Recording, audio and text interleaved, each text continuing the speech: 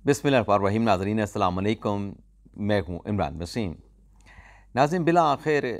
कुफर टूटा खुदा खुदा करके और इलेक्शन कमीशन ऑफ पाकिस्तान ने जो 2 रोज़ पहले एक बड़ी ख़बर आपके साथ हमने शेयर की कि इलेक्शन कमीशन ऑफ पाकिस्तान की जानिब से कबल अज़ वक्त इंतखाबात की तारीख़ का ऐलान किया जा सकता है। तो आज ECP की जानिब से एक एलामिया जारी किया गया और उस एलामिया में इंतखाबात की एक मशरूत तारीख़ का ऐलान कर दिया गया। इलेक्शन कमीशन नाज़रीन अपने एलामिया में ये बताता है कि 27 सितंबर को जो हल्का बंदियों का प्रोसेस जारी है उसके जो इब्तदाई नताइज हैं वो पब्लिक कर दिए जाएंगे। और यहाँ पे आप नाज़रीन को ये भी बताते चलें कि जब इलेक्शन कमीशन ऑफ पाकिस्तान हल्का बंदियों के प्रोसेस को शुरू कर चुका है तो इसका मतलब यह है कि इस वक्त पूरे पाकिस्तान में किसी भी हलके की बाउंड्री मौजूद नहीं। यानी अब अगर आज इंतखाबात करवाने का कह भी दिया जाए तो फ़िज़िकली और अमली तौर पे पाकिस्तान में किसी हलके की कोई बाउंड्री मौजूद नहीं, बल्कि सिरे से कोई हलका मौजूद ही नहीं है। तो इलेक्शन कमीशन के एलामिया के मुताबिक 27 सितंबर को जो हल्का बंदियों की इब्तदाई जो रिपोर्ट है, इब्तदाई जो नताइज हैं, उनको पब्लिक कर दिया जाएगा और 30 नवंबर को जो हतमी फ़हरिस्तें हैं हल्का बंदियों की, उनको भी पब्लिक कर दिया जाएगा। अब कुछ दोस्त ये सवाल पूछ सकते हैं कि जब आप 27 सितंबर को हल्का बंदियों के जो इब्तदाई नताइज हैं उनको जारी कर रहे हैं तो उसके बाद मज़ीद जो 2 माह का वक्त इलेक्शन कमीशन लेना चाहता है, अक्टूबर का महीना भी और नवंबर का महीना भी, ये इलेक्शन कमीशन टाइम जो है वो क्यों गेन कर रहा है? उसकी नाज़रीन वजह यह है कि जब ये इब्तदाई फ़हरिस्तें इलेक्शन कमीशन ऑफ पाकिस्तान जारी करेगा तो उसके बाद फिर उस पर एतराज़ात आते हैं, एतराज़ात की हेयरिंग होती है और फिर उन हेयरिंग के बाद जो है वो हतमी जो फ़हरिस्तें होती हैं हल्का बंदियों की वो जारी कर दी जाती हैं। अब इस इंतखाबात की तारीख़ के मामले को लेके सुप्रीम कोर्ट में क्या हो सकता है? Chief justice of Pakistan notice लेंगे? कब लेंगे? क्या सुप्रीम कोर्ट में इस हवाले से चीज़ें चल रही हैं? इसकी डिटेल अभी कुछ देर में आपके साथ हम शेयर करेंगे। और इसके अलावा हमारे वीडियो लॉ की जो दीगर अहम ख़बरें हैं उनकी तफसीलात भी आप नाज़रीन की खिदमत में पेश करेंगे। तो नैब की एक बड़ी अहम ख़बर है, उससे हम अपने वीडियो लॉग का आगाज़ करेंगे। एक तो नाज़रीन आज पेशरफ्त ये हुई है जो प्रीवियस व्लॉग में आपके साथ हमने डिस्कस की, उसकी तफसीलात आपके साथ शेयर की कि जितने नैब के केसेस थे जो नैब तरमीम के बाद क्लोज़ कर दिए गए थे, नैब हेडकोार्टर को वापस भिजवा दिए गए थे, उन तमाम केसेस की जो फाइल्स हैं या जो मुकदमात हैं वो दोबारा आज इस्लामाबाद की एहतसाब अदालत में, कराची के अदालतों में उनको भिजवा दिया गया है। लेकिन उसके बाद ये खबर भी सामने आई कि मौजूदा जो चेयरमैन नैब हैं उन्होंने ये फैसला किया है कि करप्शन के ख़िलाफ़ जो हसास इदारों के अफसरान हैं उनकी खिदमात हासिल की जाएंगी। इस सिलसिले में कहा गया कि एक ख़त भी लिख दिया गया है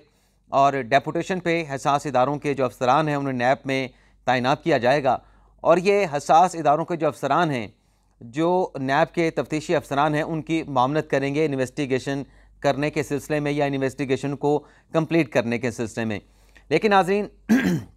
सुप्रीम कोर्ट का फैसला तो अपनी जगह, जिसकी रोशनी में ये 7 दिन की एक डेडलाइन नैब को दी गई थी कि आप तमाम केसेस को मुतल्लिका अदालतों में वापस भिजवाएंगे, तमाम इंक्वायरियों को, तमाम इन्वेस्टिगेशन को रिस्टोर करेंगे। लेकिन यहाँ पे ये जो चेयरमैन नैब ने फैसला किया है उससे बज़ाहिर ऐसा लगता है कि ये फैसला करके हसास इदारों को नैब में डेपुटेशन पे लाने की इस हवाले से ख़त लिख के इस बात का एतराफ़ कर लिया गया है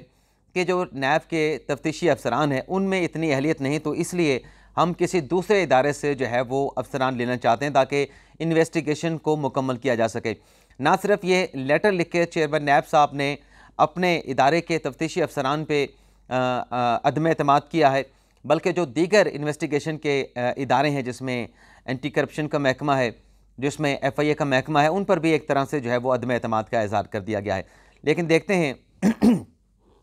इस सिलसिले में क्या पेशरफ्त होती है। और ज़ाहिर सी बात है कि ये जो फैसला चेयरमैन नैब ने किया है इस पर सियासी जमातों का रद्दअमल भी आएगा। तो सियासी जमातें इस फैसले पे क्या रद्दअमल देती हैं उसका भी इंतज़ार कर लेते हैं। अब आ जाते हैं जो आज इलेक्शन कमीशन ऑफ पाकिस्तान ने, जैसा कि हमारी 2 दिन पहले की खबर थी कि ECP ने प्लान चॉकआउट कर लिया है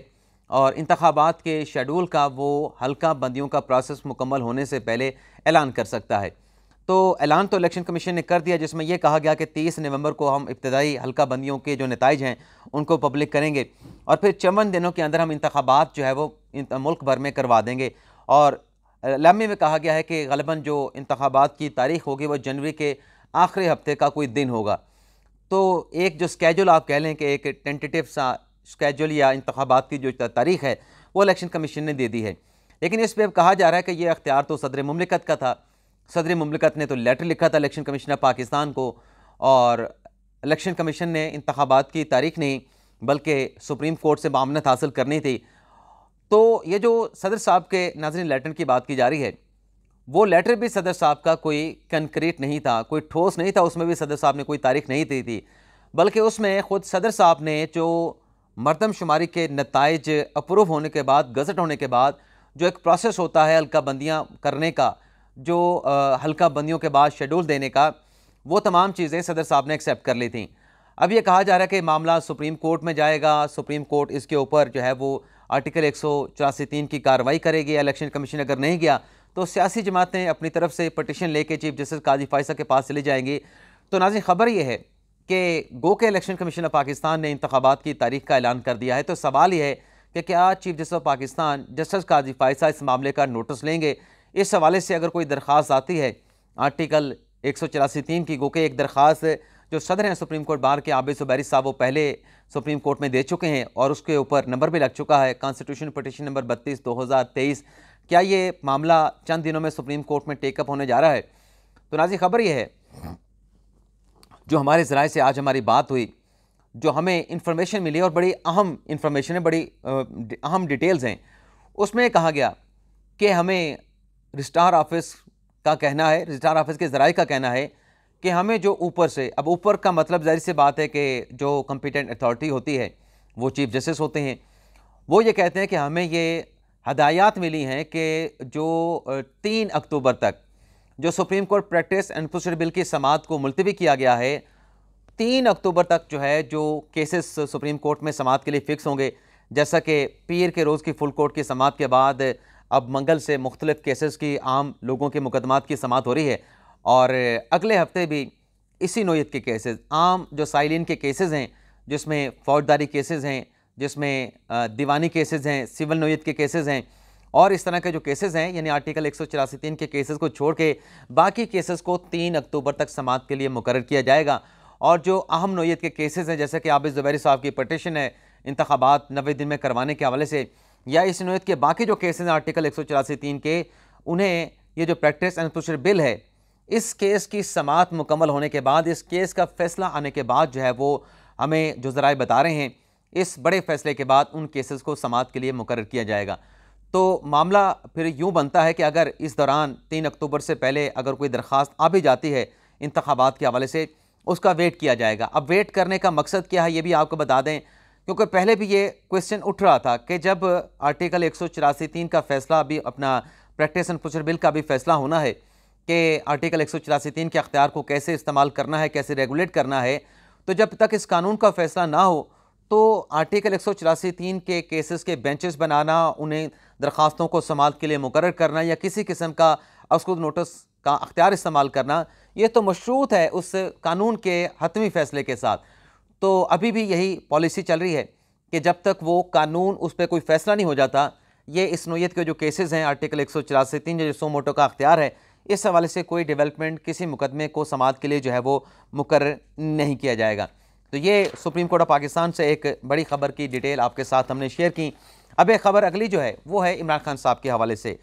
इस्लामाबाद हाई कोर्ट में जो चेयरमैन PTI इमरान खान साहब की जो अपील है 9 मुख्तलिफ केसेस में, जिसमें जालसाजी का केस है, जिसमें 9 मई के वाक़यात के मुकदमात हैं, जिसमें जुडिशल कम्प्लेक्स पर हमला करने का केस है, इन केसेस में जो चेयरमैन PTI इमरान खान साहब की अबूरी ज़मानतें और अबूरी ज़मानतों की दरख्वास्तें, यानी अबूरी ज़मानतें भी खान साहब की थीं और अबूरी ज़मानतों की दरख्वास्तें पेंडिंग भी थीं, यानी हतमी फ़ैसला ट्रायल कोर्ट ने नहीं किया था। तो ये जो ज़मानतें कैंसिल हुई, ज़मानतें कैंसिल होने के साथ अबूरी ज़मानतों को भी मुस्तरद कर दिया गया अदम पैरवी की बिना पे। इसके खिलाफ जो अपील इस्लामाबाद हाई कोर्ट में दायर की, इस पर आज चीफ जस्टिस आमिर फ़ारूक साहब और जस्टिस तारिक महमूद जंगीरी साहब ने समाअत की है, और इमरान खान की तरफ से सलमान सफदर साहब पेश हुए। और इसमें नाज़रीन हुआ ये है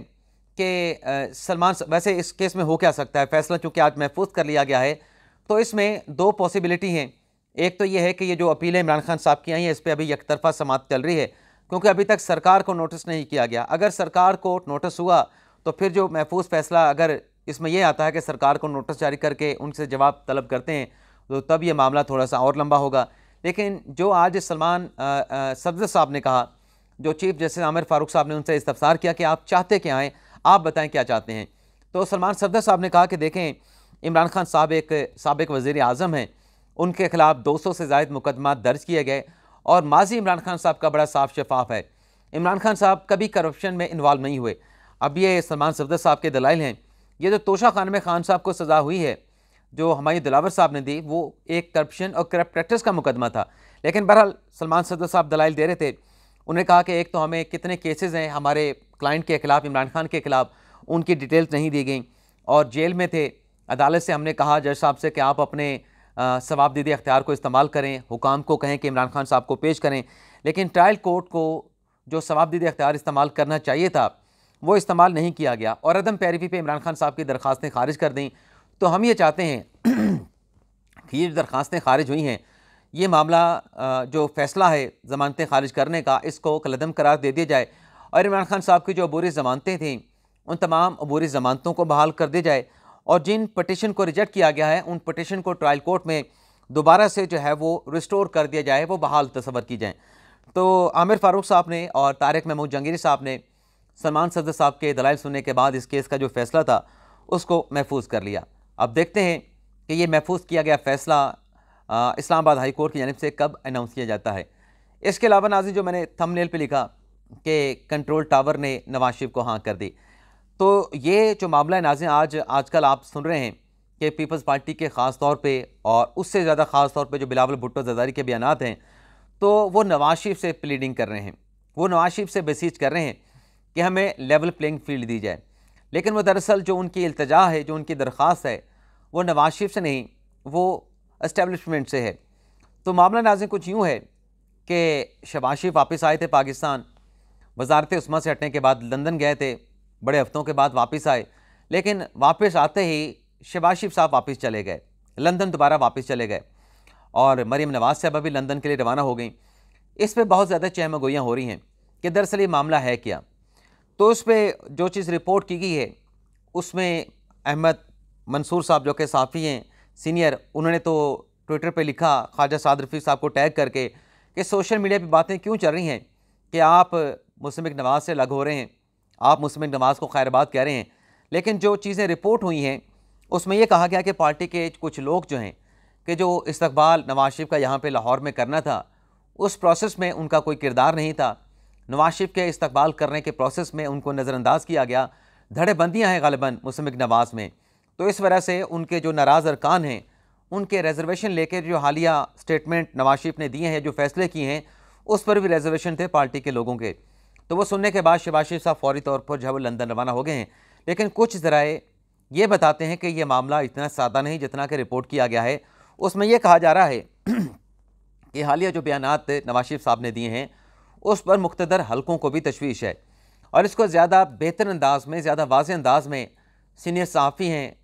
तारिक अज़ीज़ साहब, रोज़नामा जंग में लिखते हैं और बड़ी अच्छी खबरें देते हैं, बाई लाइन खबरें देते हैं, एक्सक्लूसिव खबरें देते हैं। तो उनका ट्वीट ये है, बल्कि एक्स ट्वीट पोस्ट उनकी ये है, तारिक अज़ीज़ साहब ये लिखते हैं कि नवाज शरीफ की वापसी के हवाले से अभी बहुत सारी चीज़ें तय होना बाकी हैं। अभी नवाज शरीफ की वापसी का मामला जो है वो तय नहीं हुआ। नवाज शरीफ की वापसी के हवाले से बहुत सारे इफ़ एंड बट्स अभी मौजूद हैं। और फिर वो ये भी कहते हैं कि नवाज शरीफ के कुछ मुतालबात हैं,